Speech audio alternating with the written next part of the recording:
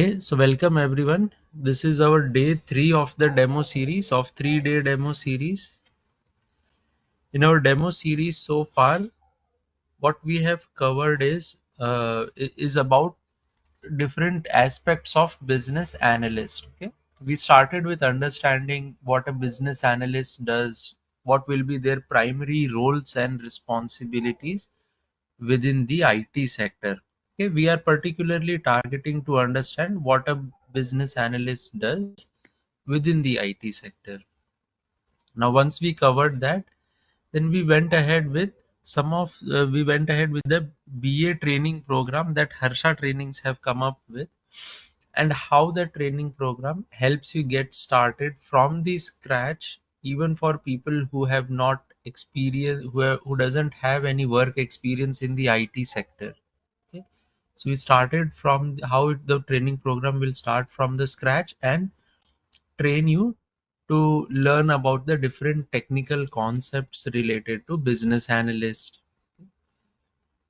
Now, we also looked at, before you start your journey into business analyst, what would be some of the prerequisites, okay, some of the myths surrounding it, what will be the timeline of this course, and what can you expect to learn from the course. Okay, and then post the completion of the course, how are we going to help you prepare with different aspects like resume and the interview side. We also looked at why should you be choosing business analyst as your preferred career. Now in today's class, we will be shifting our focus to difference between business analyst and data analyst. Okay. We already covered yesterday what will be the differences between business analyst and scrum master. Okay. We'll cover another aspect where people often get confused is, are business analyst and data analyst the same roles? Okay. Once that is done, then we will continue with our final topic in this demo series, and that is the impact of AI. Okay. Nowadays, no topic is complete without discussing about the AI part in it. Okay. So let's start deep diving into what's the difference between a business analyst and a data analyst is. Okay, some of the organizations, they use business analyst and data analyst interchangeably. However, I feel business analyst is an old role, okay, that has continued for long, and that we should not try to interchange the words BA and DA. Okay.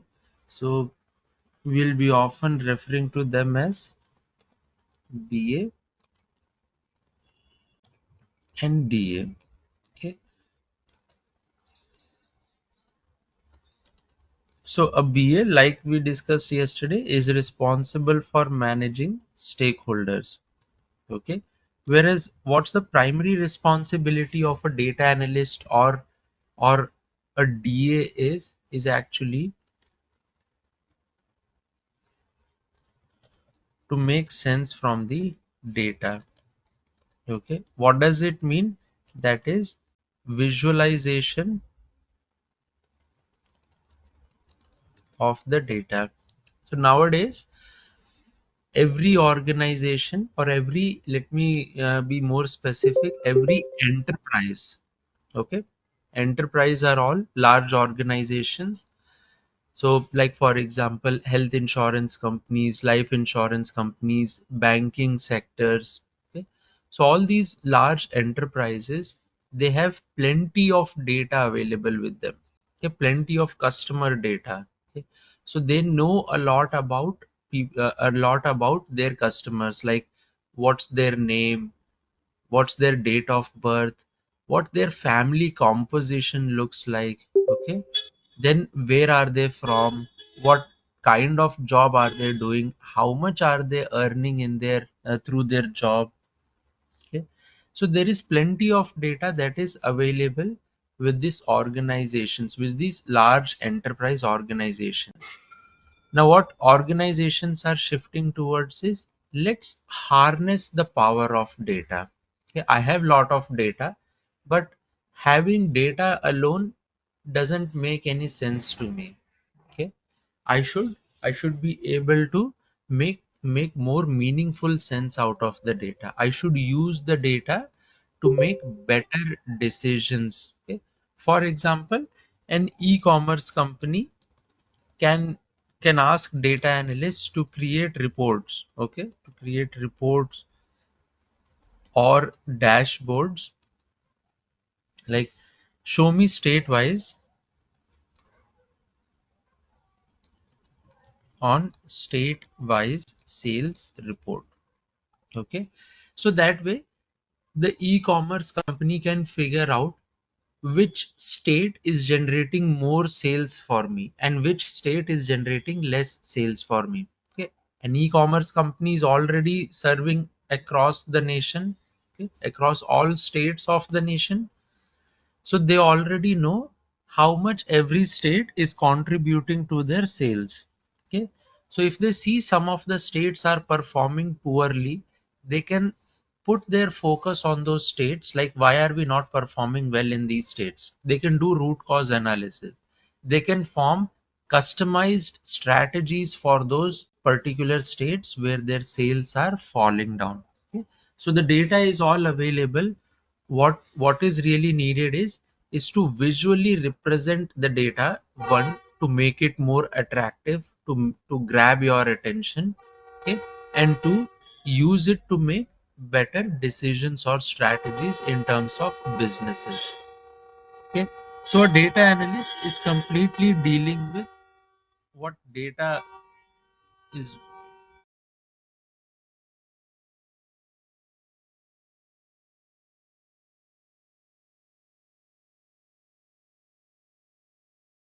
So data analyst's complete focus is actually to look at what BA or a business analyst has to say about the reports. Okay, what kind of reports are needed. So a BA will talk to stakeholders. Okay, learn from them what kind of reports are they looking for. Based on that, the BA will pass on the information to data analyst. A data analyst will try to create a dashboard or a report based on the requirements specified. Okay. Now, one thing is common between both business analyst and data analyst. They both are technical role. Okay.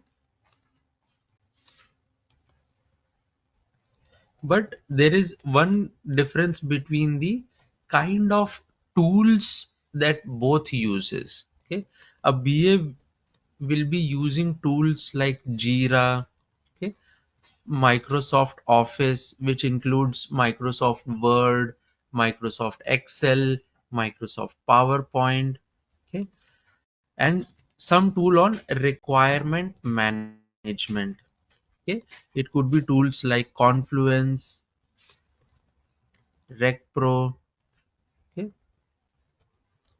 other than this, they will also be using some tools to create flow charts like Lucid Chart or Microsoft's Visio or Draw.io. Okay, so these are the tools that a BA will most likely be using in order to accomplish their task of recording information from the stakeholders. Okay, whatever a BA will have discussion with stakeholders, they'll try to record that information or put it in a particular format using these tools. Okay. On the other hand, a data analyst, Jira will also be common, but other than Jira, Microsoft Office and other related tools for documentation will be very limited. Okay? The more important skill set for data analyst will be to learn about visualization tools. Okay? What are these visualization tools? Tools like Power BI, okay, Tableau. Okay. These will be your data visualization tools. On top of this, they may require some programming knowledge as well. Okay. The most popular one being Python, to integrate or overcome some of the limitations of this visualization tool, or to automate some of the ongoing tasks. Okay? And the final one and the most important one is SQL knowledge. Okay, so a DA will not, though both will be technical, but within technical part, a BA is non-coding role. A data analyst will not be 100% coding, because a visualization tool allows you to stay away from the code, but there could be some of the limitations or enhancements for which you need to refer to Python. Okay, in such instances you will definitely have to write some code. Okay, now along with this, there is one more area where business analyst and data analyst actually have uh, one important difference, that is their area of work. Okay. For example, a business analyst is more likely to be involved or working, or you can say contributing to the core software applications.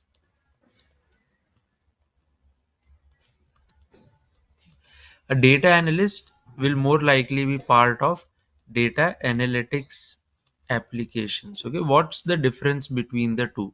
What is this core software applications? Okay. Assume that I'm a health insurance company. Okay, so what's the primary work of health insurance company? That is to build some to build some insurance products, okay, that can be sold to the customers. Customers whoever purchases these insurance products, okay, they will be paying some premium so that they can get some coverage. Okay, so that's the primary goal of a health insurance company, that is to build some insurance products. Okay, these products could be bought by customers. Okay, these customers will have to pay regular premiums.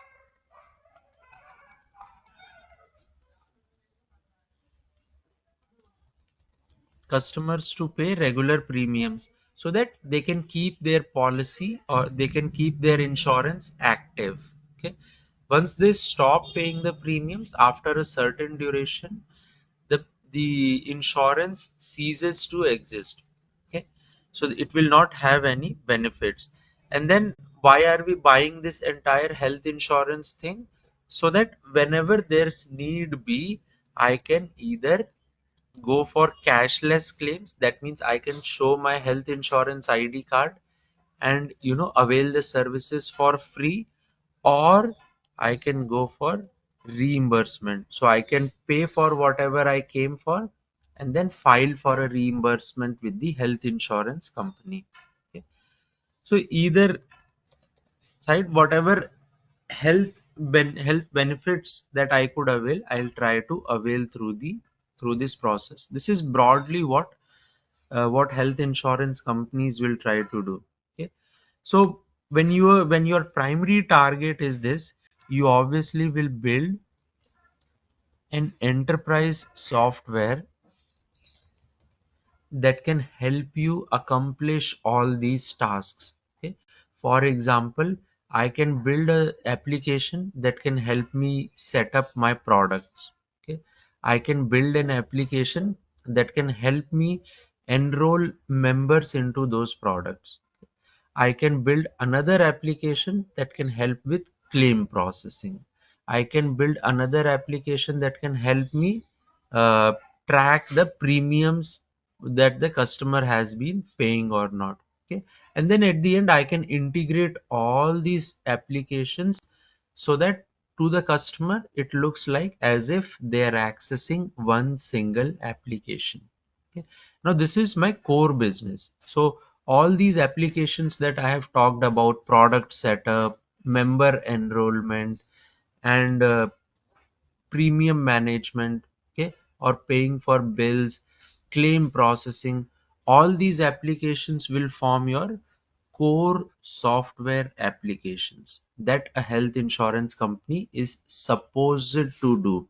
Okay, even if I don't do any data analysis on top of my core software applications, I should be able to continue running my business. Okay, if I don't have core software applications, there is no business for me. Okay, so core software applications forms the heartbeat of the business. Okay, or core software applications.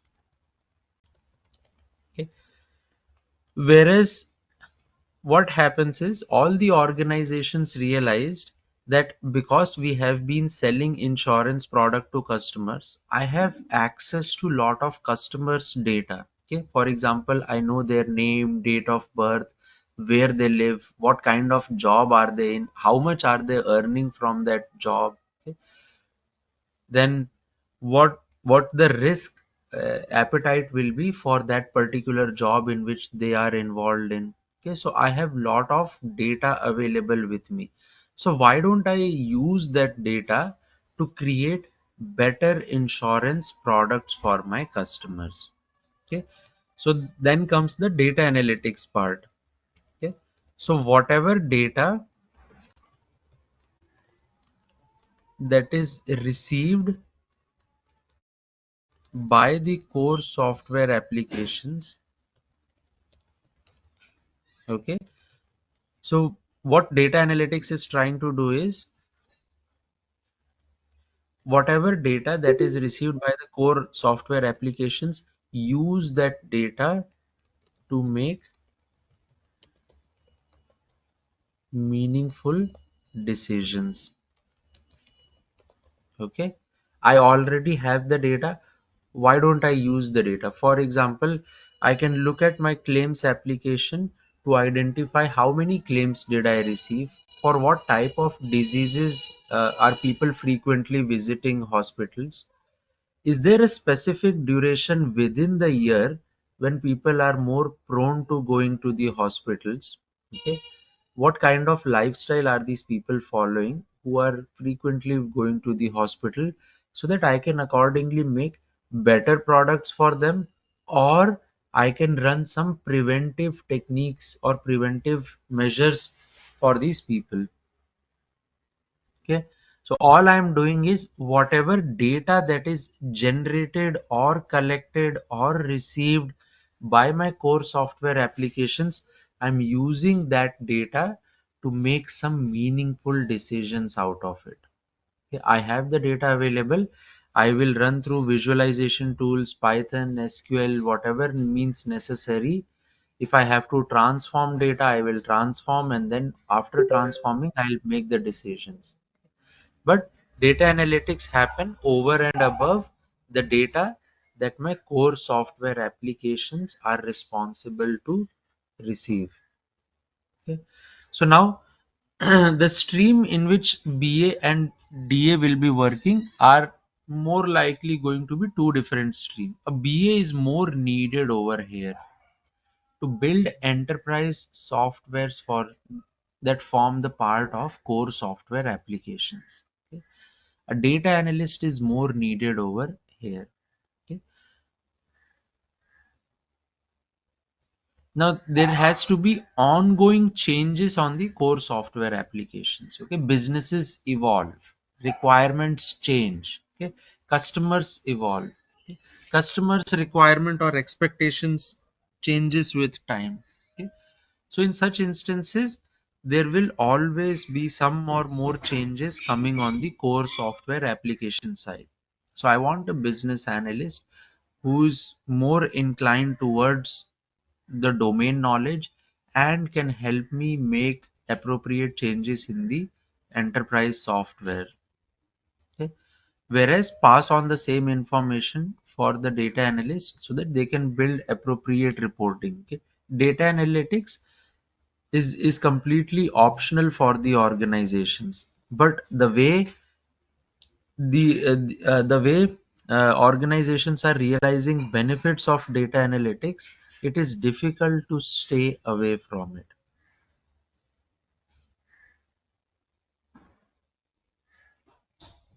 Okay, so this is what primarily both BA difference between business analyst and data analyst is. I'll take a pause over here and see if there are any questions from you guys.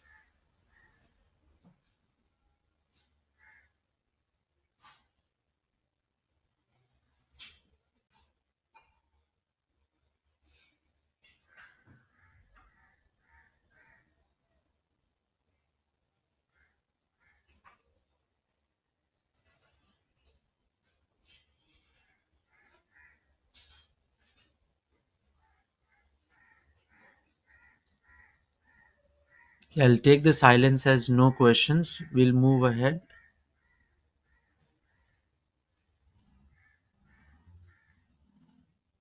I see one question. Is there a separate course for data analyst? Yes, there is. You can reach out again on the same number, um, this WhatsApp, if you have any inquiries on data analyst part. Okay, but it is more about your interest. Okay? If you are inclined towards coding roles, you can definitely uh, give it a try.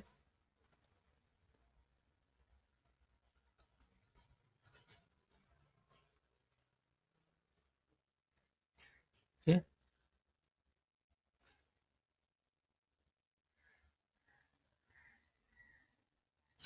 now sorry. Moving on to our next topic, that is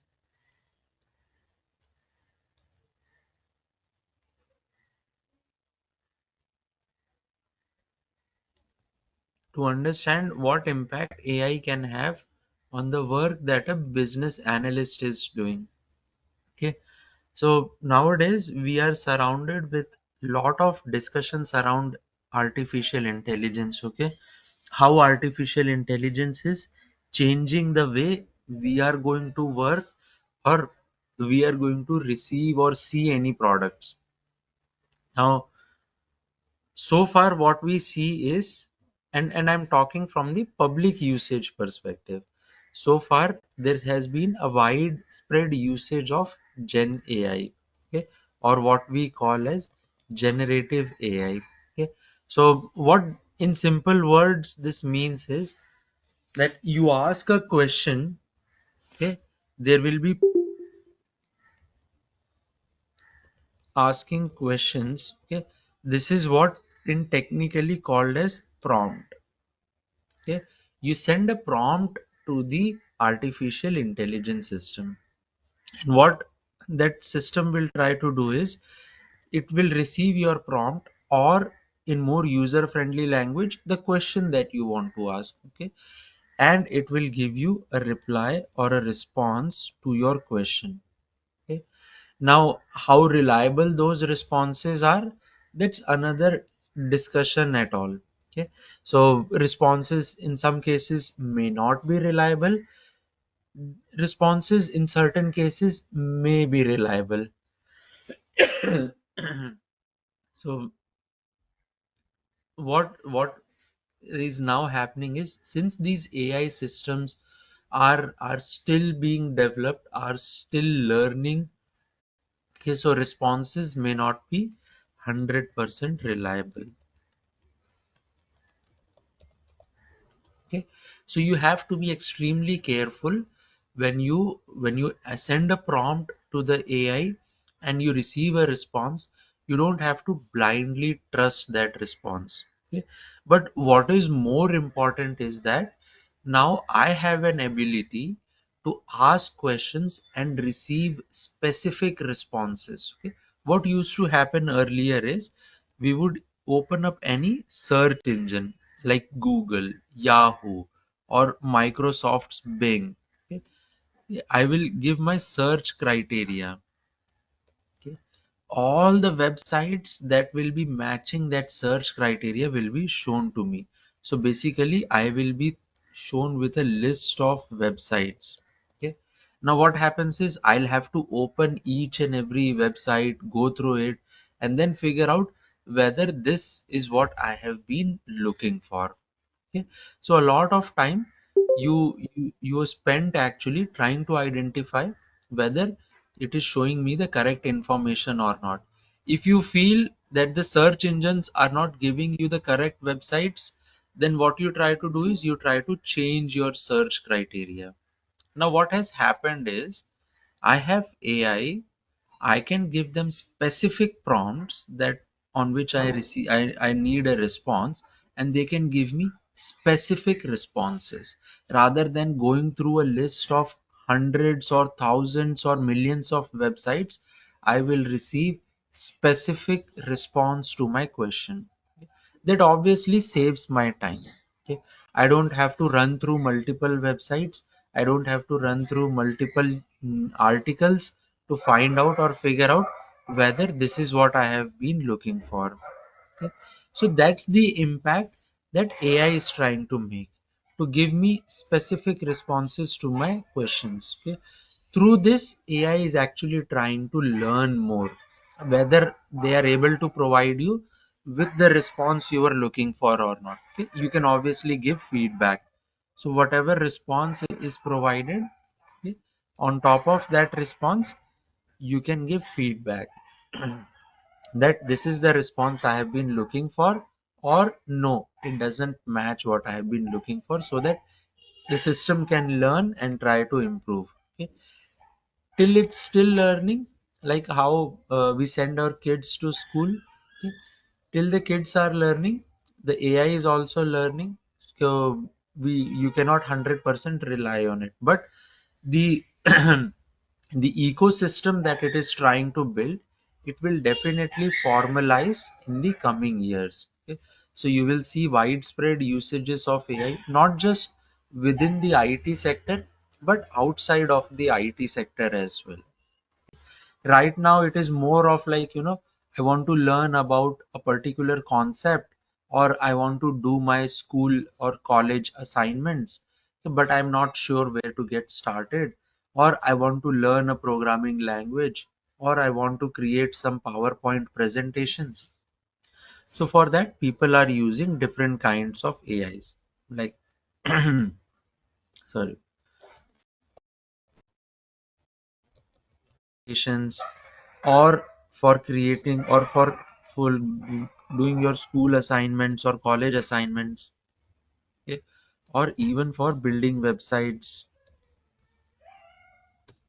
Okay, all the things that follow a particular defined routine for you.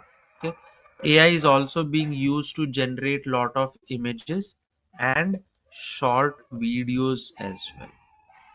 Okay, so AI is slowly making its presence felt, okay, by by addressing some of the areas through which they know they are not high impact areas, but if people start using AI in those areas, the AI system will only get better from it. Okay, so for example, preparing a presentation in my office. Okay, even if I do it on my own or whether I take help from AI, it will not make much of a difference. Okay, so AI is not trying to do my core work that I'm supposed to do.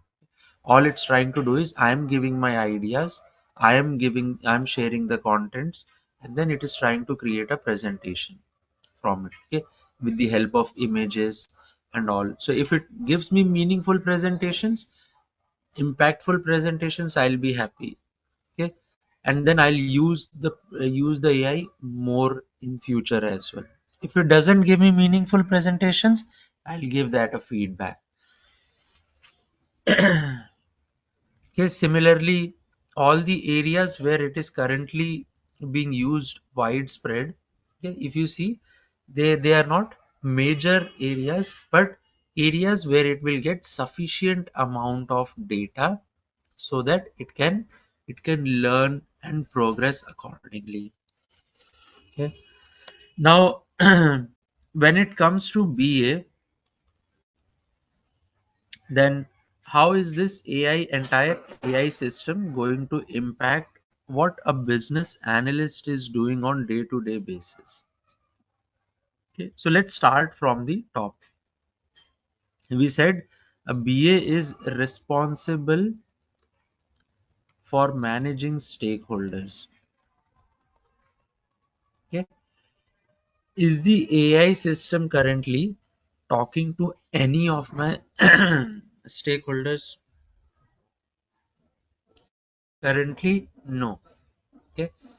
In the coming future, will AI be taking care of any managing stakeholders? Possibly not. Okay. Why? Because AI system is still developing. Okay. It is still making progress, learning.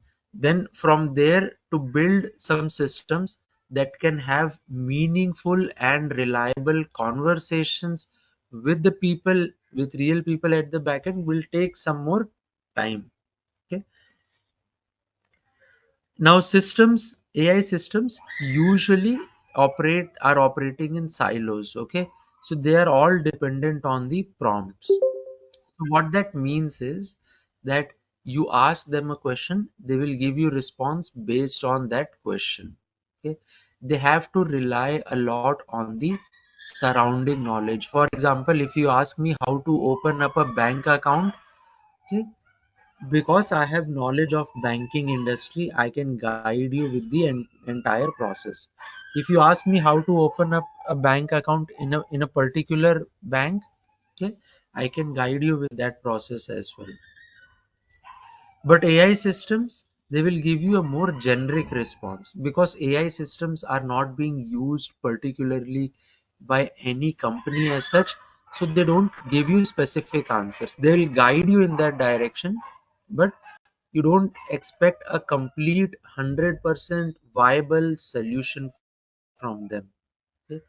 So as a BA is responsible for managing stakeholders, in coming years, maybe we can build a system that can have conversations with stakeholders, but how reliable, meaningful, and more importantly, how solution oriented those conversations will be. Okay. Now, why I'm saying for solution oriented, right now, when you join any company, you sign up something called as NDAs, that is non disclosure agreement. Okay. So you are working for an organization, let's say you are working for a health insurance company, you have access to their data, you have access to their applications. So you are trying to learn the bigger picture. Okay, how their applications, how many applications does this health insurance company has, how all these applications are connected to each other, what kind of data is generated from each of these applications. Okay, as a human being, you are trying to get an idea of the bigger picture. Even though your work could be restricted to, let's say, claim processing, but you would still try to understand how the enrollment happens, how the product setup happens, so that you have a wider picture inside your head before you come up with any solutions. Okay. Now, that is where the problem with the artificial intelligence system comes in. Okay. AI systems, they learn through data. Okay. A lot of organizations are skeptical with providing data. Okay. I can provide data to the AI system, but what may happen is that system can in turn be used by other companies as well. Okay. So it may give responses or answers based on the data that I have given. Okay. Based on the data that I give, it should customize responses for me only. It should be specific to me only. Whereas one of the skepticism with artificial intelligence is how the data, and more importantly the personal data that I am feeding into AI system, is going to use my personal data for providing responses to others. Okay. Whenever you work as an enterprise, the most important thing is the data part. Okay, how do I safeguard data? We have lot of firewalls, security experts around the organization to safeguard our data. Okay, and if we are going to give away that data to the artificial intelligence systems, maybe it will use our data to learn, and provide responses to other organizations as well. So what will happen to competition then? Other organizations will also have access to my data. Okay, so that is one of the biggest skepticism. Now if the organizations in future can build an AI system that will be specific to my organization, specific to my needs, then that could be a more reliant and go-to choice for me. But building one AI system for me, another one for another company, will be costly for the company that is going to build it. So that is where the next part comes into picture, the cost part. Okay, how costly any services are. Right now, taking services from human beings is much cheaper than that compared with the intelligent systems currently. Okay? So if in future you see a cost getting drastically reducing to what human beings are charging, there could be a shift there as well. Okay, but how soon will that happen? No one can say with certainty. Okay, whether these things will happen in the next 10 years or whether they will happen or not is again a discussion area. Okay, a lot of people are vouching against artificial intelligence, particularly because they think that when these artificial intelligence system may become rogue. Okay, or they may not, or they may try to have their own ecosystem around. Okay, so a lot of people want artificial intelligence systems to be developed in such a way that they help human beings on their day-to-day activities, but not overtake human beings in what they are doing. Okay, so a lot of discussion happens around how AI is progressing, whether it's going in the right direction or not. But I think irrespective of whether AI goes, there are certain areas where artificial intelligence can definitely help a business analyst in their day-to-day routine work. Okay, what are some of those key areas where artificial intelligence can actually help you? Okay, now, one of the things, suppose you are working in a startup company. A startup company usually doesn't have well defined processes. Okay? Now, let's say you have gathered uh, some information from your stakeholder, but you don't know in what format should I be creating requirement document. Okay, I have the information. I set up certain meetings with stakeholders. We did multiple sessions. I have completely understood what my stakeholder wants. So I have raw data or information that I want to translate into a requirement document. Okay, so what do? I can use Gen AI and ask it to create a requirement document template for me. Okay, please note, whenever you are conversing with AI or that is having conversations with AI, you have to be extremely careful not to share any personal data. Okay, every data that you share will be used for learning or making those AI systems better. So as much as possible, refrain from sharing any personal data. Say for example, I am Rahul and I am working for so and so company. In that company we have contract with so and so client. With that client I have gathered below information, help me document this information. Okay, you should not provide too much of sensitive or personal information. Rather than giving a brief about yourself, you can always ask AI or you can send a prompt to create a sample requirement document for, let's say my client works in banking sector, so I'll say for a banking sector client. Okay, I can keep refining the prompt unless I find something that I feel is more relevant. Okay, so now I don't have to work from scratch on identifying what should be the different sections within my requirement document. probably the AI can do it for me. Okay, if I feel there is certain information which I have with me, I can, and there is no particular section that will fit in for those information, I can simply add an appendix section and add all that information there. Okay, so now the AI system can build build a sample requirement document for me with some dummy data that I can use, and then replace that dummy data with the information that I have, so that I don't have to worry about it. Okay. Now suppose I need to create some presentation on some particular topics. Okay, so I can again use AI to help create presentations on some, let's say, general topic. Okay, or let's say I want to be polite in the email that I am sending. At the same time, I want to highlight urgency of the message. Okay, I want to be polite, but at the same time, I want to highlight the urgency of the message. Now, I'm running short of ideas that how should I do it? What should I do it? Okay, I can ask AI to help me draft an email,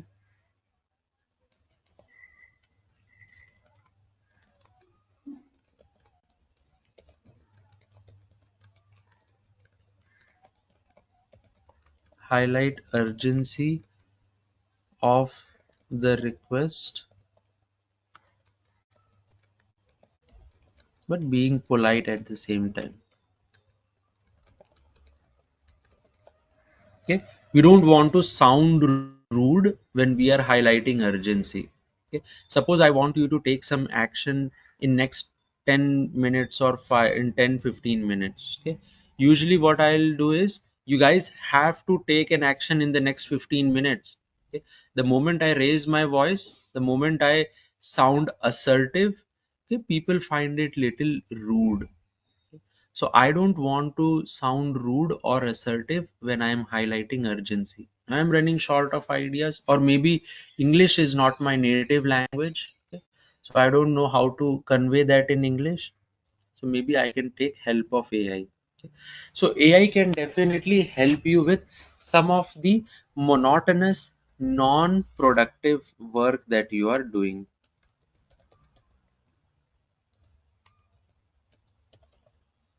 Monotonous and non-productive work that I am involved in. I can definitely ask AI to help me with it. Okay.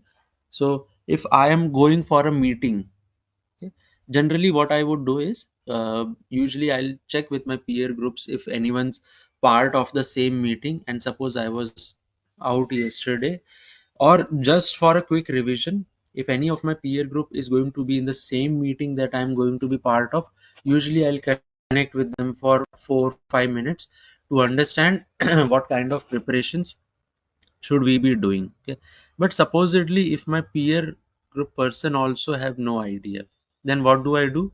I can again take help from AI, that I'm going to be part of a requirement elicitation meeting with stakeholders. What all points should I take care of? Okay, so that the AI system can give me some brief response around what points you should consider during the requirement elicitation meeting. Okay, it like, okay, so that I can keep those as notes and then focus on those while my discussion with stakeholder happens. Okay, but again, just make a note of it. Whatever prompts you will be sending to Gen AI, do not assume that the response that you get against those prompts will be 100% correct. Okay, there is always a chance of error. Okay, so don't take the word of AI 100% as it is. You have to review what AI is sending. Okay, and then make necessary adjustments to it.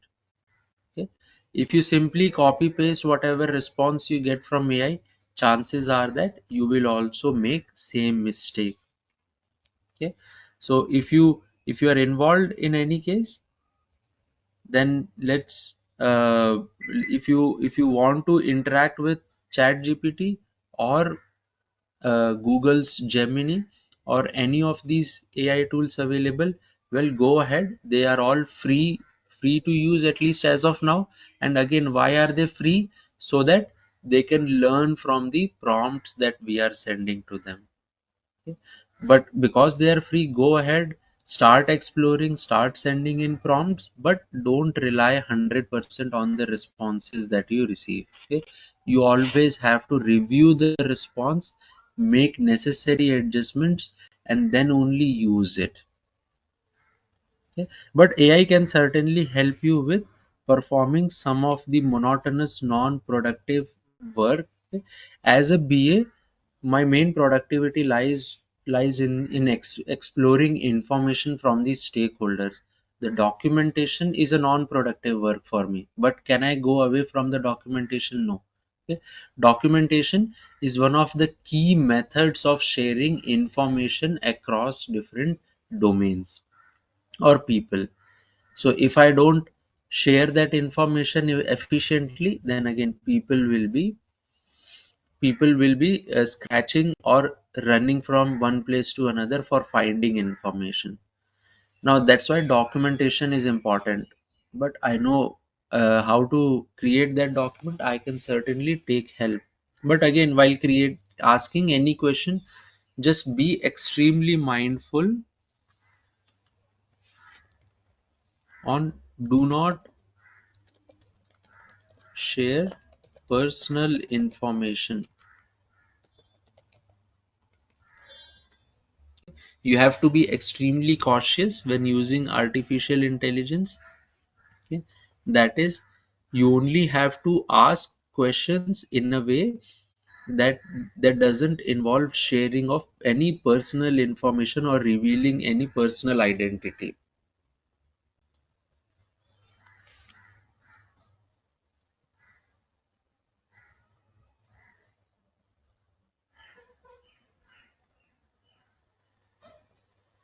Okay. Now with that, we have come to the end of our 3-day demo series.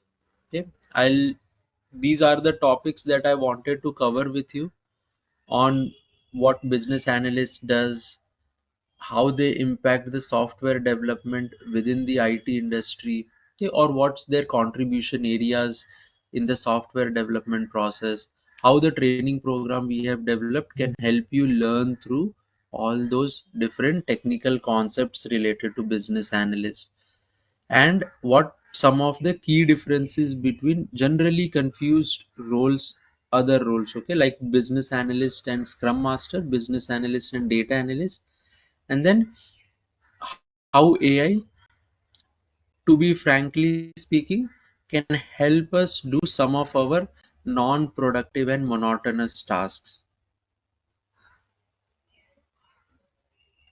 Okay. With that, I'll stop here for any questions.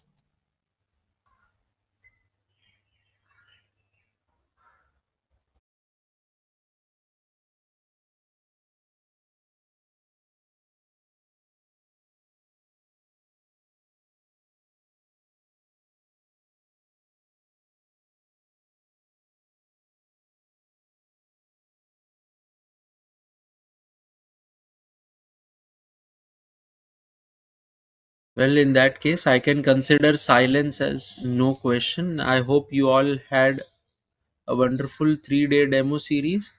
Okay. If you have any feedback, questions on about anything related to business analyst, you can definitely reach us out back on this number.